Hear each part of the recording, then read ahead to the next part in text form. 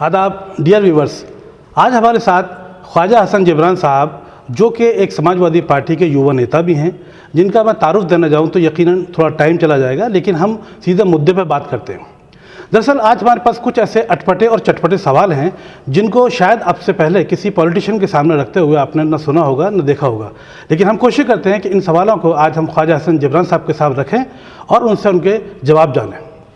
Sir, आपका बहुत बहुत धन्यवाद हमारे प्रोग्राम में शामिल होने के लिए, आपने समय निकाला। जिब्रान साहब, मैं ये जानना चाहता हूँ कि आप एक अच्छे घर के हैं, आपके वालिद एक बहुत बड़े पॉलिटिशियन थे, मुलायम सिंह के नज़दीकी थे और अलीगढ़ कोल के विधायक भी रहे हैं और बहुत सारे पदों पर उन्होंने काम किया, मंत्री भी रहे। आप एक अच्छे कारोबारी भी हैं। मैं ये जानना चाहता हूँ कि एक पॉलिटिशियन की हैसियत से आप ये बताएं कि दुनिया में जितने भी लोग हैं, जितने भी पॉलिटिशियंस हैं, वो ज़्यादातर अमीर बैकग्राउंड के ही होते हैं, जबकि कार्यकर्ता एक मिडिल क्लास का भी होता है। तो टिकट के लिए हमेशा बड़े लोगों को ही क्यों चूज़ किया जाता है? किसी की अपनी पर्सनल एबिलिटीज़ या उसके अपने मार्केट वैल्यूज़ को क्यों काउंट नहीं किया? देखिए, जहाँ तक मैं आपकी बात से सहमत नहीं हूँ बहुत ज़्यादा, क्योंकि मुझे लगता है कि आज भी हर तबके का आदमी इलेक्शन लड़ सकता है और लड़ता है। कई जगहों पे मैंने देखा जैसे कि टिकट्स कई जगह पे गरीब लोग लड़ते हैं, लेकिन हाँ, हम यूँ कह सकते हैं कि लोगों की आजकल भ्रष्टाचार इतना बढ़ गया है या जो भी ले लीजिए कि वो लोग इलेक्शन लड़ने के बाद अमीर हो जाते हों, वो एक अलग बात है। इलेक्शन जीतने के बाद, सत्ता में आने के बाद वो अमीर हो जाते हैं, वो एक अलग बात है। लेकिन आते हर बैकग्राउंड से लोग हैं। और हाँ, ये बात सही है कि जो अमीर है, जो पहले से स्ट्रॉन्ग बैकग्राउंड से है, फाइनेंशियली स्ट्रॉन्ग है, और जैसे कि आप मेरा लीजिए पॉलिटिकली मेरा बैकग्राउंड है स्ट्रॉन्ग, तो उन लोगों के लिए इजी हो जाता है यहाँ पर आना और इलेक्शन लड़ना, फाइट करना। और क्योंकि अब मेरा पॉलिटिकल बैकग्राउंड है तो मेरे लिए इजी है, मुझे एक प्लेटफॉर्म मिला हुआ है। ये बात ठीक है, लेकिन ऐसा नहीं है कि आज उन लोगों को आने से रोक दिया गया है। पॉलिटिकल बैकग्राउंड होना और अमीर होना ये दो चीज़ें अलग हैं। लेकिन मेरा मतलब ये है कि मैं आपका तो चलो, आपके फादर एक अच्छे पॉलिटिशियन थे और उन्होंने काम किया, पैसा कमाया, आप अमीर हैं, ये एक अलग चीज़ है। लेकिन अक्सर हमें ये देखने को मिलता है कि पार्टीज़ टिकट उन लोगों को भी दे देती हैं जो बहुत पैसे वाले हैं, लेकिन उनकी मार्केट वैल्यू नहीं है, पॉलिटिकली उनका कोई प्रोफाइल नहीं होता। मेरा सवाल उन लोगों के लिए है। नहीं, वो कुछ पार्टीज़ ऐसा करती होंगी, लेकिन हर पार्टी ऐसा नहीं करती। ज़्यादातर पार्टीज़, और ऐसा करना भी चाहिए पार्टीज़ को, कि जो एबिलिटी है आदमी की उसको देख करके उन्हें टिकट देना चाहिए, और दिया जाता है कई जगहों पे। इलेक्शन जब होता है जी, और इलेक्शन से पहले जब माहौल बनाया जाता है जी, तो शहर के अंदर हमेशा देखते हैं कि सब अपनी अपनी पार्टियों के लिए कैंपेनिंग शुरू हो गई है, गाड़ियां जा रही हैं, झंडे लगाए जा रहे हैं। तो लोग जो होते हैं वोट मांगने के लिए गली गली जाते हैं, और उस वक्त वो सारे रिश्ते ताज़ा कर लेते हैं जो पिछले 5 सालों में ना कभी उनसे कभी रब्ता हुआ था, और आने वाले 5 सालों तक फिर वो मूवी मोड़ लेते हैं। तो इतनी खुदगर्जी जो होती है, वो उसके बारे में क्या कहेंगे, क्यों ऐसा करते हैं? देखिए कि इलेक्शन की कैंपेनिंग करना वो एक अलग चीज़ है। अब जाहिर सी बात है कि इलेक्शन की कैंपेनिंग करने के बाद पूरे 5 साल तक आदमी उस कैंपेनिंग की तरीके से नहीं घूम सकता। ये बात फैक्ट है, नहीं कर सकता कोई भी, और नहीं करना चाहिए। क्योंकि अगर मान लीजिए हमने कैंपेनिंग करी और हम जीतते हैं कल को, तो उसके बाद हमारे ऊपर एक जिम्मेदारी आती है। बिल्कुल, हम उस जिम्मेदारी को नहीं निभाएंगे और वहाँ पर उसी तरीके से घूमते रहेंगे, तो हम उन लोगों के लिए क्या करेंगे जिन लोगों से जाके हमने वादे करे थे, वोट मांगा था, कुछ वादे करके हम उन वादों को पूरा उनके पास बैठ के थोड़ी ना कर पाएंगे। एग्जैक्टली। तो हमें उनकी आवाज़ उठानी होगी, हमें हाउस में उनकी आवाज़ उठानी होगी, और जो भी मुद्दे होंगे उन्हें सॉल्व करना होगा। तो हमारे ऊपर एक जिम्मेदारी होती है। हाँ, लेकिन कई बार ऐसा होता है कि लोग उस वक्त कैंपेनिंग के टाइम पे आते हैं और वादे करते हैं, खूब रिश्तेदारियाँ निकालते हैं, उसके बाद चले जाते हैं, उसके बाद किसी तकलीफ़ में भी, किसी परेशानी में भी वहाँ नहीं यही मेरा मतलब है। हाँ, तो वो गलत है। वो नहीं होना चाहिए। वो तो फिर ऑब्वियसली वो फिर अपने पर्सनल फायदे के लिए लोग आते हैं और उसका कोई क्योंकि जाहिर है कि अगर कोई जिम्मेदारी आपको मिली, जी। अगर आप जो भी सीट है आपकी वो जीत जाते हैं, जाहिर है आपकी जिम्मेदारी बढ़ जाती है। लेकिन वक्तन फ़ौक्तन जब उस इलाके में या किसी भी इलाके में जो आपकी कॉन्स्टिट्यूंसी है वहाँ पर कोई ऐसी ट्रेजेडी हो जाती है जहाँ आपकी ज़रूरत होती है, उस वक्त भी नहीं जाते हैं जहाँ ज़रूरत उस वक्त। वो सवाल है हमारा। देखिए, जहाँ ज़रूरत होती है वहाँ पहुँचना ज़रूरी होता है और पहुँचना चाहिए। एक नेता का किसी भी नेता का एक यही काम है कि अपने लोगों का ज़रूरत पे काम आ सके। बिल्कुल।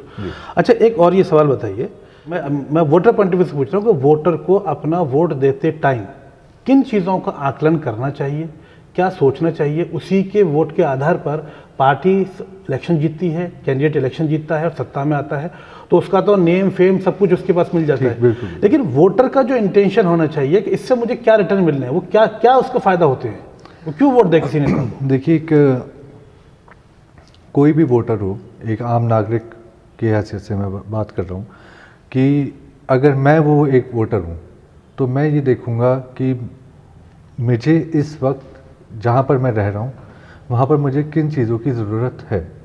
और जो पिछली सरकार, अभी मौजूदा सरकार, क्योंकि जब भी इलेक्शन होता है तो एक मौजूदा सरकार ज़रूर होती है, तो अभी की मौजूदा सरकार ने मुझे क्या क्या दिया और आगे आने वाली सरकार मुझे क्या क्या दे सकती है। या हो सकता है कई बार, जैसे कि हमने यूपी में देखा है कि समाजवादी रही, बीएसपी रही, अभी बीजेपी है मौजूदा, तो हम कंपेयर कर सकते हैं कि पिछली सरकार ने हमें क्या एमिनिटीज़ दी, क्या हमें जो भी लग्जरीज दी, जो भी एमिनिटीज़ दी, जो भी हमारे फ़ायदे की चीज़ें जो एक आम नागरिक को जो चाहिए, जैसे कि सरकारी दफ्तरों में काम होना ईजी हो जाए, आपका सड़क नाले वगैरह ये सब कुछ सही, आपकी लाइट की सुविधा सही हो जाए, आपके ट्रैवलिंग की सुविधा सही हो जाए।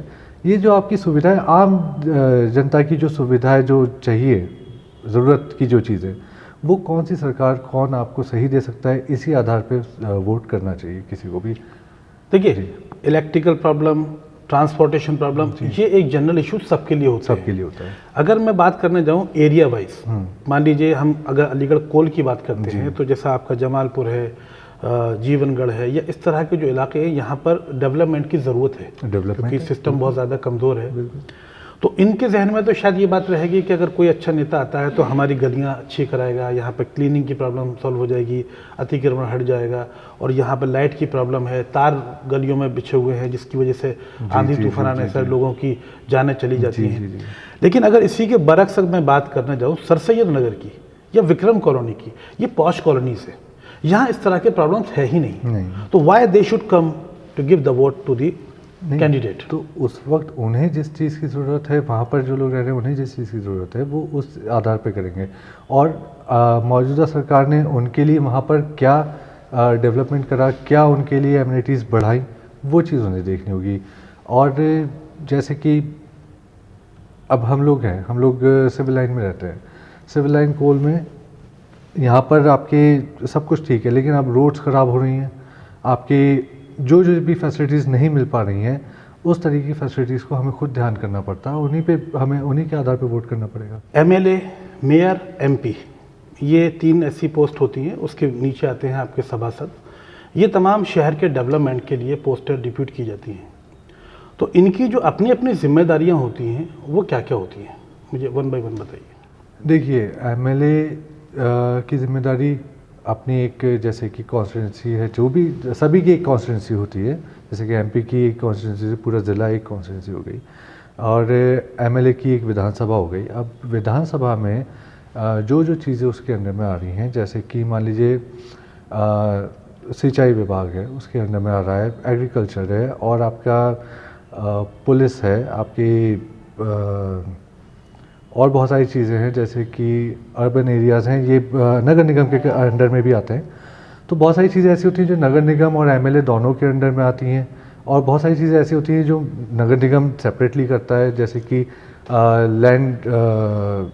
लैंड का यूज़ ऑफ लैंड, और इस तरीके की सड़कों के काम है, सड़कों के काम है। अब इसमें क्या है, एमएलए की भी जिम्मेदारी होती है कहीं ना कहीं नगर की, उसकी नगर निगम की भी होती है। उसके अलावा नगर निगम कुछ लैंड्स ऐसी होती हैं जिस पे नगर निगम इंडिविजुअली डील करता है, कुछ जगह ऐसी होती हैं जहाँ पर एमएलएज डील करते हैं, तो इसमें काफ़ी सारे मिक्स एंड मैचेस हैं, लेकिन काफ़ी सारी जिम्मेदारियाँ होती हैं एमएलएज की, जैसे कि आपकी जो कॉन्स्टिट्यूंसी है उसके अंदर जो भी मतलब रोड्स हैं, आपकी सफाई है, डेवलपमेंट है, बिजनेस है, आप किस तरीके से एजुकेशन है, बहुत सारी चीज़ें आती हैं और उन चीज़ों पे हमें ध्यान देना चाहिए सभी को। जैसे कि अभी बात की जाती है कि कोई सड़क कहीं पर किसी लाइन बिछ रही है, उसको चाहे वो किसी टेलीफोन की लाइन हो, चाहे वो इलेक्ट्रिकल लाइन अंडरग्राउंडिंग हो रही हो, तो यहाँ पर आज भी हम अलीगढ़ में देख रहे हैं कि अलीगढ़ के अंदर ये काम चल रहा है, सड़क खोद करके वो छोड़ कर चले जाते हैं, रिपेयरिंग के बारे में कोई सोच नहीं रहा, जिससे रास्ते बंद हो रहे हैं, प्रॉब्लम्स हो रही हैं। तो इसको इमीडिएटली रिपेयर करने का जो काम महानगर पालिका का है वो फौरन क्यों नहीं करते हैं? वो महानगर का है, वो करना चाहिए। वो तो हर सरकार को, हर उसको मेयर को, हर नेता को इस चीज़ की जिम्मेदारी रखनी चाहिए, क्योंकि हम उन्हीं के वोट से बने, जो भी नेता है उन्हीं के वोट से बनता है पब्लिक के। बिल्कुल। और फिर बाद में पब्लिक को ही परेशानी हो तो ये चीज़ जायज़ नहीं है। और जहाँ तक मैं समझता हूँ इन चीज़ों का एक मास्टर प्लान के साथ एक सोल्यूशन निकलना चाहिए जी। जैसे कि एक रोड पास होता है उस वक्त पे हमें एक मास्टर प्लान तैयार करना चाहिए, जिसमें नगर निगम, जिला प्रशासन, इन सब से हम ये आपका जॉइंट मीटिंग हो। उसमें जब एक रोड पास हो रहा है तो ये ना हो कि एक रोड बना और फिर 4 दिन बाद नगर निगम को याद आया कि वहाँ से लाइन डालनी थी। बिल्कुल। फिर बाद में टेलीफोन को याद आ रहा है कि वहाँ से टेलीफोन की लाइन जानी थी, फिर वो खुद डिगिंग का जितना काम है उससे पहले हो जाना चाहिए, जब रोड कंस्ट्रक्शन होना चाहिए, तो फिर उसके बाद वो सालों तक रोड खराब ही नहीं होगा। करेक्ट। मतलब ये सबसे बड़ी बात कि सूझबूझ के साथ काम करेंगे तो ये काम मास्टर प्लानिंग होनी चाहिए, ये मैं समझता हूँ। बिल्कुल सही कहा आपने। अच्छा, जब कभी भी इलेक्शन होते हैं तो हर 5 साल में उनको साल का एक बजट इशू किया जाता है सेंट्रल या स्टेट गवर्नमेंट की वजह से, चाहे वो मेयर का हो, चाहे एमएलए का हो, चाहे एमपी का हो। तो ये बजट अगर ट्रांसपेरेंसी रखी जाए कि भाई आपके शहर के डेवलपमेंट के लिए हमने इतना बजट दिया है, उसको हम किस काम में लगा रहे हैं, इस बारे में कभी कोई ट्रांसपेरेंसी नहीं रहती है। क्यों नहीं? मेरे ख्याल से इसमें ट्रांसपेरेंसी नहीं रही आज की तारीख में, ये बात आप सही कह रहे हैं, लेकिन इसमें ऐसा नहीं है कि नहीं हो सकती। मेरे ख्याल से आप आरटीआई डालेंगे तो आपको सरकारी ब्यौरा मिल जाएगा। और उसके अलावा अगर हम ट्रांसपेरेंसी की बात कर रहे हैं कि एक एमएलए के बजट में ट्रांसपेरेंसी होनी चाहिए, मैं बिल्कुल जायज़ बात मान रहा हूँ, लेकिन आज हम उस माहौल में बात कर रहे हैं जहाँ पर एक चैरिटी जो कि करी गई लोगों के लिए, आम पब्लिक के लिए, हिंदुस्तान की पब्लिक के लिए लॉकडाउन के समय पे, आज उसकी ट्रांसपेरेंसी नहीं है। सबसे ज़्यादा ट्रांसपेरेंसी तो उसकी होती है। एग्जैक्टली। उसमें आज आप उसमें तो आरटीआई भी नहीं डाल सकते। मतलब पूरी पब्लिक को अंधेरे में रखा जा रहा है। और आरटीआई की आप जहाँ बात करते हैं कि आज लोगों के अंदर हिम्मत भी नहीं है, और अगर कहीं मालूम हो जाए किसी ने आरटीआई डाली है तो लोग घर तक पहुँच जाते हैं। यूपी का तो माहौल आपको मालूम ही है। तो ऐसे खौफनाक माहौल में लोग किस तरह से आरटीआई डालेंगे? ऐसे खौफनाक माहौल में सरकार बदलने की कोशिश करनी चाहिए मेरे ख्याल से लोगों को, क्योंकि लोगों के लिए कभी भी, आम जनता के लिए खौफनाक माहौल नहीं होना चाहिए। जब हम दुनिया की सबसे बड़ी डेमोक्रेटिक कंट्री में आते हैं तो डेमोक्रेसी कहाँ रह जाएगी अगर हम डेमोक्रेटिक मुद्दों पे खौफ सदा कर देंगे जनता को। तो मेरे ख्याल से ये सबसे बड़ी इस वक्त रूलिंग पार्टी की गलती है अगर लोग खौफ सदा हैं किसी चीज़ से। जबकि राइट टू इन्फॉर्मेशन एक कानून है और सबके लिए है। प्रधानमंत्री से भी सवाल पूछे जा सकते हैं, नाम ही उसका राइट टू इन्फॉर्मेशन है। लेकिन अभी प्रधानमंत्री से क्या बात करूं कि अभी जिस तरह से लॉकडाउन के दौरान, कोरोना के काल में जिस तरह से फंड रेस किया गया, तो वो आरटीआई डालेगी, उसका ही कोई जवाब आज तक नहीं मिला प्रधानमंत्री जी की तरफ से। उसका तो अब तो उसका आरटीआई डाल भी नहीं सकते मेरे ख्याल से। उसमें कुछ ऐसा अमेंडमेंट्स कर दिए हैं उन्होंने। हाँ, उसके लिए आरटीआई नहीं डाल सकते। आप अगर डालेंगे तो उस पर आप पे मुकदमा भी हो जाएगा। तो ट्रांसपेरेंसी यहाँ ख़त्म करी गई है, ना कि मेरे ख्याल से, मुझे नहीं लगता आप एक एमएलए का जो साल का उसका जो एक बजट होता है उस पर आप आरटीआई डालेंगे तो मेरे ख्याल से मिल जाएगा आपको। नहीं तो अगर आरटीआई डालने के मतलब तो ये हुआ कि हम आपसे पूछे, हाँ। अगर एक आदमी खुद अच्छा है तो उसे ये काम खुद भी तो करना चाहिए। देखिए साहब, मेरा XYZ बजट था, इस बजट का इस्तेमाल मैंने अपने शहर के इस पोर्शन को डेवलप करने में किया, तो उसमें लोगों का ट्रस्ट और बढ़ता है। और जब एक रिलेशन मेंटेन हो जाता है किसी पॉलिटिशियन और किसी पब्लिक के बीच में, तो उसे कोई हिला नहीं सकता। तो वो मजबूती पैदा करने की ज़रूरत पॉलिटिशियन को है कि भाई मैं जब ट्रांसपेरेंट हूँ और उसको जो उसको प्रॉफिट आता है, जो उसको सैलरी आती है, जो इनकम होती है, वो तो उसके साथ में है ही। देखिए मुझे लगता है इसमें, हाँ आपकी बात मैं सही मानता हूँ, ये बात सही है, लेकिन ऐसा नहीं भी करें तो अगर सपोज़ करिए मैं कोई काम कर रहा हूँ, मुझे अपने हाईकमान को जवाब देना है, जहाँ से मेरा बजट आया मैं उन्हें जवाब, मैं पूरा ब्यौरा दूंगा कि मैंने क्या क्या कहाँ कहाँ लगाया, मैं एक एक पाई की उन्हें हिसाब दूंगा। लेकिन मैं एक एक पाई का हिसाब जनता को दूं, जनता को काम दिखेगा, कोई भी नेता हो। पाई का हिसाब की बात नहीं कर हाँ। रहा, लेकिन एक मोटा मोटा कि देखो भाई, मोटा तो जनता को दिखता हर ही है। 5 साल सर हम क्या देखते हैं, 5 साल हो गए अलीगढ़ के अंदर, 5 साल में क्या चेंजेस आए, हमें कुछ चेंज नहीं मिलता है। जी जी। हम अपने शहर की बात करने जाएं तो हमें कहीं कोई ऐसा चेंज नहीं मिलता। जब काम होता है अपने तरीके से होता है। आज उत्तर प्रदेश में भाजपा की सरकार बने हुए कैसे साल हो गए, इतने साल के बाद में अब हमें कुछ काम दिखने लगा कि चलो भाई यहाँ पे स्ट्रीट लाइट चेंज हो रही है, ये सड़कें बन रही हैं। हर साल में क्या होता है, कई साल तक कोई काम ही नजर नहीं आता, इलेक्शन जैसे नजदीक आना होता है तब काम शुरू होता है। तो इसका मतलब ये है कि काम को दिखाने के लिए किया था, काम के लिए नहीं किया था। इस शहर से, इस देश से मोहब्बत हमारे नेताओं को नहीं है क्या? उन्हें नहीं होनी चाहिए, बगैर बोले भी तो काम करना चाहिए। तो ट्रांसपेरेंसी का मतलब यही है कि देखिए हमारे पास जो पावर है, हमारे पास जो बजट आता है, हम यहाँ लगा रहे हैं, आपसे हिसाब नहीं पूछ रहे। अब देखिए मैं इसका आपको एग्जांपल देता हूँ। माननीय अखिलेश यादव जी की सरकार रही 2012 से 2017 तक, और 2017 से लेकर के अभी 2020 तक आपकी भाजपा सरकार है। मेरे ख्याल से 2012 से लेकर 2017 तक में जितना काम हुआ वो पूरे उत्तर प्रदेश की जनता ने देखा। उसका उन्होंने किसी को हिसाब नहीं दिया, आके नहीं दिया, किसी को भी ये नहीं कहा कि मैंने इतना पैसा यहाँ लगाया, मैंने उतना पैसा वहाँ लगाया।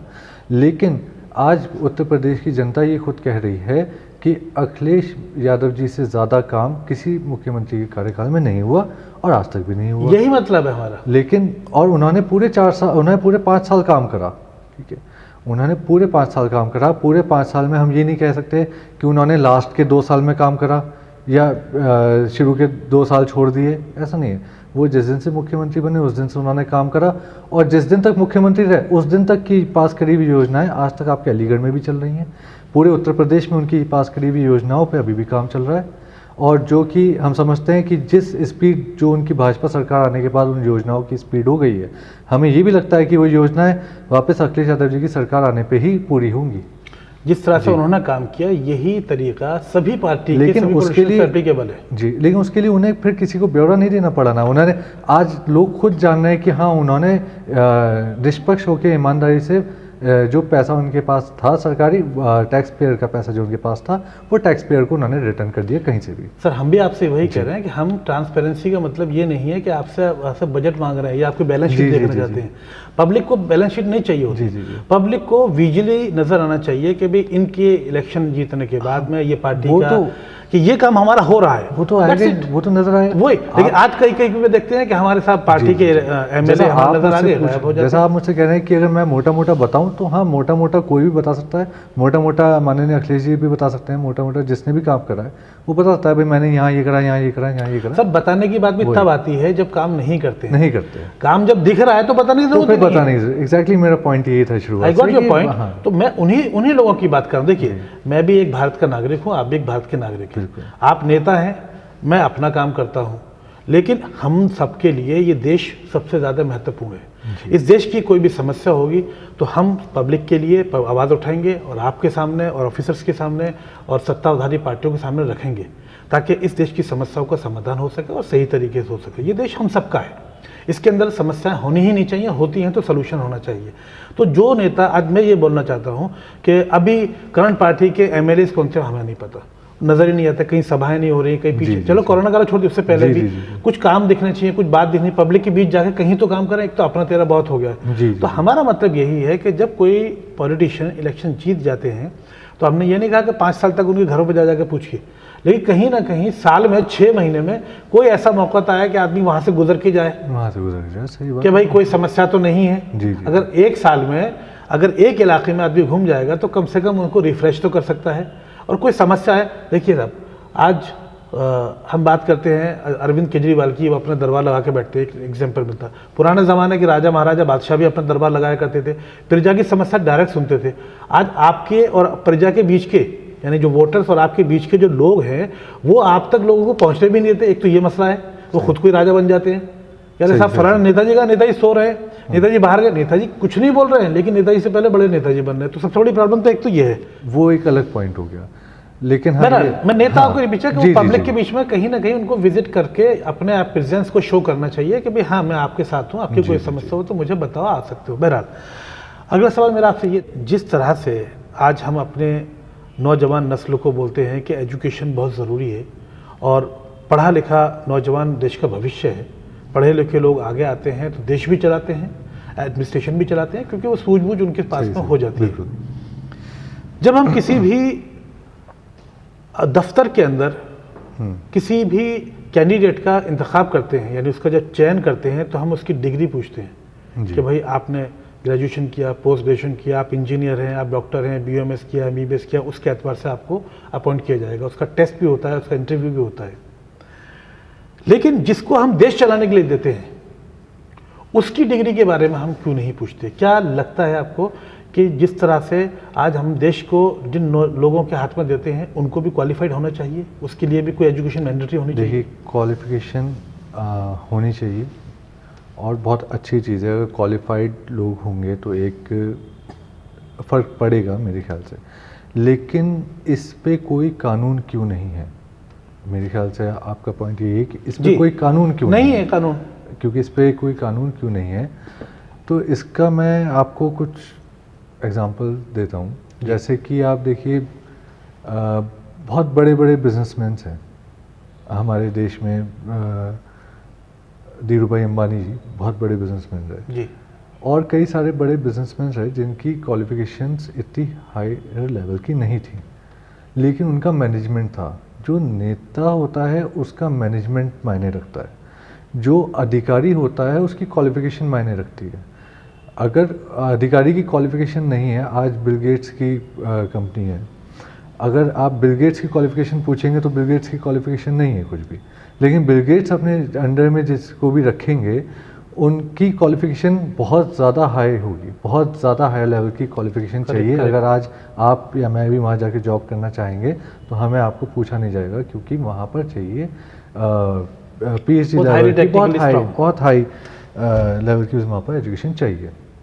तो इसी तरीके से, लेकिन बिल गेट्स खुद उस कंपनी को रन कर रहे हैं, बरसों से रन कर रहे हैं, तो उनके एजुकेशन नहीं है। इसी पॉइंट को लेकर के यहाँ पर राजनीति में हालांकि होना चाहिए, मैं समझता हूँ कि एजुकेटेड सबको होना चाहिए और सबको पढ़ाई की तरफ ध्यान देना चाहिए, लेकिन इस पे कानून नहीं बनाया जा सकता, क्योंकि हो सकता है कि किसी की नीयत, किसी की नीतियाँ ज़्यादा बेहतर हों, पर वो क्योंकि एजुकेट नहीं हो पाया किसी भी वजह से। पहले ज़माने में लोगों को पढ़ने दिया नहीं जाता था। जिस टाइम पे हमारे देश का संविधान रखा गया उस टाइम पे कई सारी जातियां ऐसी थी जिनको पढ़ने नहीं दिया जाता था, उनको पढ़ने की अनुमति नहीं थी। अगर एजुकेशन नहीं हो तो एक्सपीरियंस तो होना चाहिए। आपने बिल गेट की बात की, तो बिल गेट्स हैज एक्सपीरियंस, क्योंकि वो भले से क्वालिफाइड नहीं थे लेकिन उनके पास में टेक्निकल नॉलेज बहुत स्ट्रॉन्ग थी, तब उन्होंने अपना सॉफ्टवेयर काम शुरू किया। अगर कोई पॉलिटिशियन के पास में डिग्री नहीं है, एग्री, नो प्रॉब्लम, बट वो उनके पास में वो एक्सपीरियंस, उनको तजुर्बा तो होना चाहिए कि हम अपने सत्ता में आने के बाद में अपनी जिम्मेदारियों को निर्वाह किस तरह से करेंगे। If he has no experience, how can he can run अब वो पेस ड्यूटीज? वो एक्सपीरियंस तो उनको मेरे ख्याल से लोगों को दिखता होगा जब वो अल्टीमेटली यही है कि लोगों को भी सोचना चाहिए। हम कहाँ से इस बात को देख सकते हैं? असल में जब कोई नेता आता है, कोई भी किसी भी चीज़ पे दावेदारी करता है, मान लीजिए जो एजुकेटेड नहीं है, तो हम उसका एक्सपीरियंस सर्टिफिकेट कैसे मांगेंगे? Problem correct. पब्लिक भी कैसे मांगेगी? ये चीज़ें पब्लिक भी उसके अगले के वादों पे ही चलती है कि वादे कर रहा है, फिर अगले जब वो वादे पूरे नहीं होते और नहीं करता या नहीं कर पाता, ये दोनों एक अलग अलग बातें हैं। नहीं करता और नहीं कर पाता, करने के सक्षम है फिर भी नहीं करता, क्योंकि हो सकता है कोई और मुद्दे ज़्यादा इम्पोर्टेंट हों उस नेता के लिए, वादे झूठे हों, और कई बार नहीं कर पाता, वो लैक ऑफ एक्सपीरियंस है। तो वो चीज़ें फिर पब्लिक को जज करती, बाद में अगली बार जज करेगी। अच्छा साहब, एक चीज़ और मैं आपसे जानना चाहता हूँ कि पेंशन को लेके, एक आदमी बहुत कई सालों तक पढ़ाई करता है, पढ़ने के बाद में वो जॉब हासिल करने के लिए मेहनत मशक्क़त करता है, और उसके बाद में वो एक जॉब हासिल करता है, फिर उसको रिटायरमेंट होता है, रिटायरमेंट के बाद उसको पेंशन दी जाती है। लेकिन जिस तरह से आज पेंशन प्लान बंद किया जा रहा है लोगों का, और पॉलिटिशियंस की पेंशन वो कंटिन्यू है, इज़ इट राइट और रॉन्ग? देखिए, अगर मेरा पॉइंट ऑफ व्यू इस पे पूछेंगे आप, तो हाँ, मेरे पॉइंट ऑफ व्यू से ये गलत है। लेकिन जिन लोगों ने इस वक्त सत्ता में हैं और जिन लोगों ने इसको सोच समझ के जो ये फैसला लिया, उनका पॉइंट ऑफ व्यू क्या था, मेरे ख्याल से इस पे उनका पॉइंट ऑफ व्यू जानना ज़्यादा ज़रूरी होगा, मेरे पॉइंट ऑफ व्यू से ज़्यादा। हमारे देश को आज़ाद हुए 70 साल से ज़्यादा का समय हो चुका है, और हमारे देश के साथ साथ में और भी कई देश आज़ाद हुए थे, चाइना था, जापान था और बहुत सारे देश थे। लेकिन जो तरक्की दूसरे देशों ने की, वो हमारा देश उतनी तरक्की नहीं कर पा रहा है। किसको मानते हैं इसका जिम्मेदार? मेरे ख्याल से हमारी सोच का, किसी भी लेवल पे वो हमारी सोच ले लीजिए आप। हमने पहले बहुत टाइम तक किसी को मना कर दिया पढ़ने से, एजुकेट होने से मना कर दिया हमने। जब हम उससे आगे बढ़े तो हमने कह दिया कि लड़कियां नहीं पढ़ेंगी, लड़कियों का काम इतना है कि शादी करो, चूल्हा चौका करो, घर संभालो। फिर जब हम इस बात से आगे बढ़े, लड़कियों की एजुकेशन पे हम फोकस करने लगे कि सबको एजुकेट होना ज़रूरी है, तो फिर वहाँ पर बात आ गई कहीं ना कहीं जात पात धर्म समाज। जब तक हिंदुस्तान में ये जात पात धर्म समाज रहेगा, हम अगर वोट जाति के नाम पे करेंगे तब तक हम सक्सेसफुल नहीं हो पाएंगे। जब तक हम ये देखेंगे कि ये हमारी जाति का है, बेशक हमें पता है ये काम नहीं करेगा लेकिन हमारी जाति का है, इसे वोट देते हैं, तो आप अपने देश को पीछे ले जा रहे हो। अगर हम ये देखते हैं कि इसने क्या काम कर सकता है, ये क्या काम कर सकता है, या इसने क्या काम करा और इसने क्या काम करा, जो हमारे सामने आज दो विकल्प हैं, तो उनमें से कौन ज़्यादा काबिल है, हम ये देखेंगे जाति धर्म समाज सब हटा के, तब हम अपने देश को तरक्की की ओर ले जाएंगे। मुझे क्या लगता है जी कि जिस प्रकार हम अपने घर से मोहब्बत करते हैं, हमारा घर होता है, वहाँ कोई कचरा हो, अगर पेंट कहीं से ख़राब हो जाता है हम फ़ौरन उसको पेंट कराते हैं, कुछ चीज़ टूट जाती है हम उसको फ़ौरन ठीक कराते हैं। तो अगर हम अपने देश को भी अपने घर की तरह प्यार करने लगे, ये मोहब्बत किसी स्कूल में पढ़ाकर आपको सिखाई जाए ज़बरदस्ती तो आप सीख नहीं सकते, ये आपको खुद को होनी चाहिए, हम सबको होनी चाहिए कि अगर हमारे देश के अंदर कोई चीज़ें ख़राब हैं तो उसको सही करने के लिए उनकी जिम्मेदारी है जो पावरफुल है, चाहे वो नेता हो चाहे आपके अधिकारी हो। अगर वो अपने तरीके से उस एडमिनिस्ट्रेशन को और इस चीज़ों को रूल ढंग से करेंगे तो मुझे लगता है कि हमारा देश तरक्की करेगा। ये हम कैसे देख पाएंगे कि कौन अपने घर से प्यार करता है कौन नहीं करता? घर से तो सब प्यार करते हैं। नहीं, मान लीजिए सपोज करिए घर में 4 भाई हैं, एक घर में 4 भाई हैं, उनमें से हम चारों में कैसे डिफ्रेंशिएट करेंगे कि इसे घर से ज़्यादा प्यार है या इसे नहीं है? सर अपना कमरों से सब प्यार करते हैं। अगर 4 भाई 4 कमरों में रहेंगे तो अपने घर का एसी भी ठीक कराएंगे, अपने घर की पेंटिंग भी कराएंगे, तो अपने घर से अपना ओन की बात कर रहे हैं। अपने कमरे की बात, अगर आप घर में कमरे की बात करेंगे तो फिर बात अलग हो जाएगी। अगर एक बात होती है घर की, पूरे घर में पूरा घर ही हमारा है, 4 भाई हैं, चारों भाई के अपने अपने कमरे छोड़िए, जो पूरा घर है वो अपना है, तो आप डिफ्रेंशिएट तो ऐसे ही करेंगे ना, जो केयर करता है उसकी, बिल्कुल, जो ज़्यादा केयर करता है, जो ध्यान देता है। एग्जैक्टली। तो ये तो हमारा तो ये चीज़ जनता का आकलन करना होगा। ये चीज़ जब हम नेतागिरी में देखेंगे तो हम यही देख सकते हैं कि किस नेता ने ज़्यादा काम करा पब्लिक के लिए, देश के लिए। बिल्कुल करेक्ट, एक्चुअली वही बात है। राइट। बहरहाल बहुत बहुत शुक्रिया आपने समय निकाला हमारे साथ बात करने के लिए। शुक्रिया। तो देखिए, जिस तरह से जिब्रान साहब से हमने बात की और हमने कुछ ऐसे अटपटे सवाल रखे जो शायद वाकई में बिल्कुल डिफरेंट थे, नए भी थे, और उन्होंने बहुत खूबी के साथ जवाब भी दिया। और जहां आखिर में उन्होंने बात की कि हम कैसे डिफ्रेंशिएट करेंगे कि हमसे अपने घर से कौन मोहब्बत करता है, अपने देश से कौन मोहब्बत करता है, तो ये हमको यानी जनता को देखना पड़ेगा कि कौन हमारे देश से, हमारे घर से, हमसे मोहब्बत करता है। हमें उन्हीं का चुनाव करना होगा, क्योंकि ये देश हम सबका है और देश को चलाने के लिए नीतियों का अच्छा होना बहुत ज़रूरी है, इंसान का अच्छा होना बहुत ज़रूरी है, तभी ये देश तरक्की कर सकता है। आप हमारे चैनल को लाइक और सब्सक्राइब करना ना भूलें, साथ ही हमारे फेसबुक पेज को भी लाइक कीजिए। बहुत बहुत धन्यवाद। Thank you so much.